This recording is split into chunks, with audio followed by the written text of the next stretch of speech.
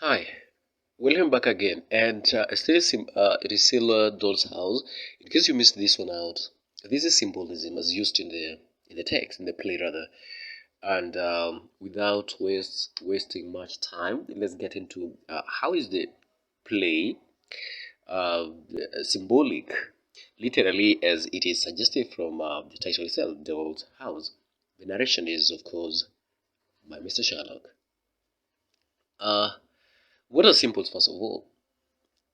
Symbols are objects, characters, figures, or colors used to represent abstract ideas or concepts. The following are the symbols used in the play. 1. There was the symbol of a Christmas and New Year days. The action of the play is set at Christmas and New Year season. Christmas and New Year holidays are both associated with a rebirth and renewal, and several of the characters go through a kind of rebirth over the course of the play.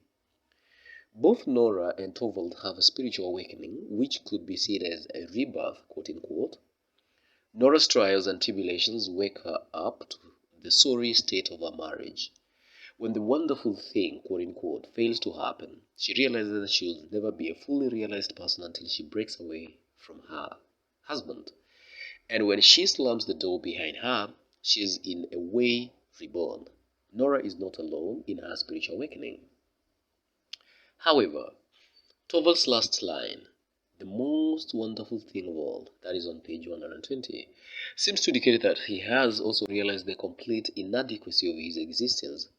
By the end of the play, both Helmers have been reborn. Krogstad and Christine are reborn as well.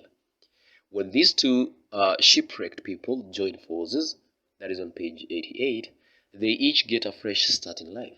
Both view their renewed love affair as a chance for salvation.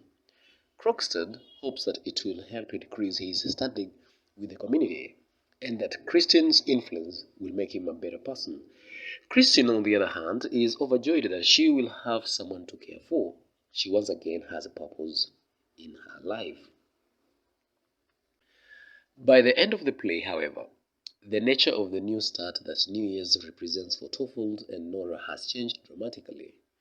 They both must become new people and face radically changed ways of living. Hence, the new year comes to mark the beginning of a truly new and different period in both their lives and their personalities.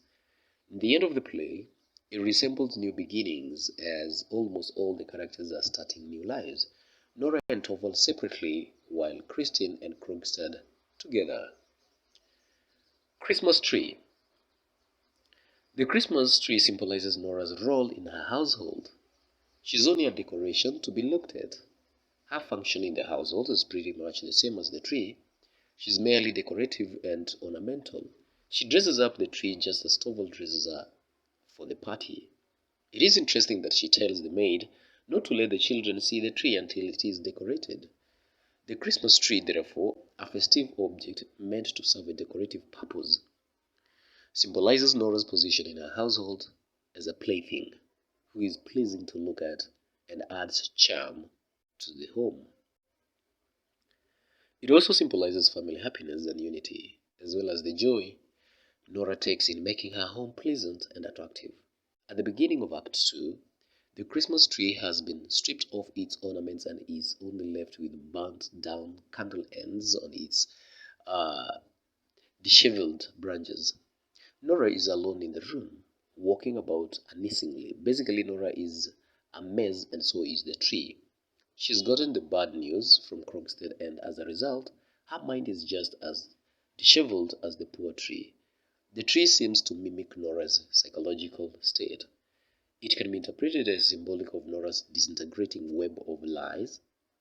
The pretty decorations that Nora used to cover up her deceit are falling away.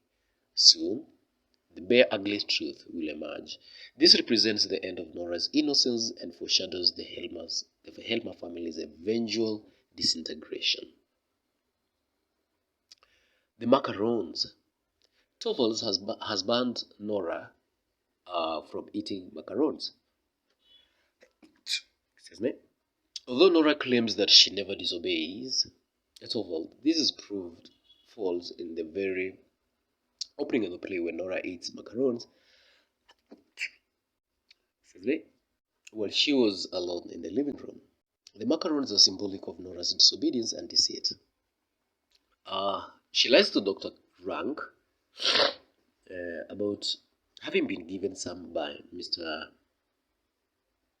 Linde, and after giving her a performance of the Tarantula, asked that macarons be served at dinner, which indicates a close relationship between the macarons and her inner passions, both of which she must hide within her marriage.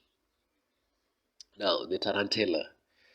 Tarantula takes its name from a spider, a tarantula, which according to the Italian legends bites its victim to quick death. The only way to get rid of its poison is to dance to let the poison come out of the body with a sweat. Similarly, the wild dance of Nora is a symbolic expression of her tragic inner condition and at the same time a therapeutic instrument that gives her courage to face up the suicide that she plans to carry out. Nora dances the tarantula at a time when she had accelerated anxiety on the border of madness. So, through the dance, her body was trying to express what couldn't be said in words. Like the macarons, the tarantella symbolizes a side of Nora that she cannot normally show. It is fiery, passionate dance that allows her to drop the mask of the perfect Victorian wife and expresses her desperate and tragic interior conditions and her feelings. It is a dance of recovering from the madness of her fate. Tarantella has the power to heal Nora. After the dance, in fact, she re-emerges matured and able to look death in the eyes. It is important to note that the rehearsal of the tarantella is the first moment in which Nora doesn't obey rather what Torvald commands. Her repressed feelings are not allowed to come out in her marriage. The only way that she can express them is through a performance, and her performance is wild and hysteric. Through the dance, Nora liberates herself from her sexual doll's role, which is a transformation from an old existence to a new one. The Doll's House. The title of the play, A Doll's House, is also symbolic. It represents something impermanent or short-lived. There are a few mentions of a dolls early in the play. For example, when Nora shows Torvald the dolls that she bought for her daughter and says that the fact that they are cheap doesn't matter because she will probably bring them soon away. This probably suggests that Nora is raising her daughter for a life like her own. It also foreshadows Nora breaking up her family life by leaving Torvald. When Nora plays with her children, she also refers to them as her little darlings. That is on page 42. However, it is not until the end of the play that the metaphor becomes explicitly clear.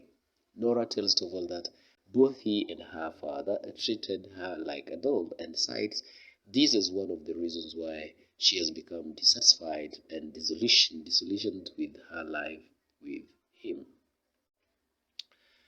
The dance costume. At the end of the play, Nora decides to leave Torvald. The next thing Nora does is to change out for her fancy dance dress. Torvald bought this dress for Nora to wear at a costume party because he wanted her to appear as a Neapolitan fish girl, as one would put clothes on a doll. Torvald dresses Nora. When she sheds this dress, she is symbolically shedding her past life with Torvald and her doll-like existence.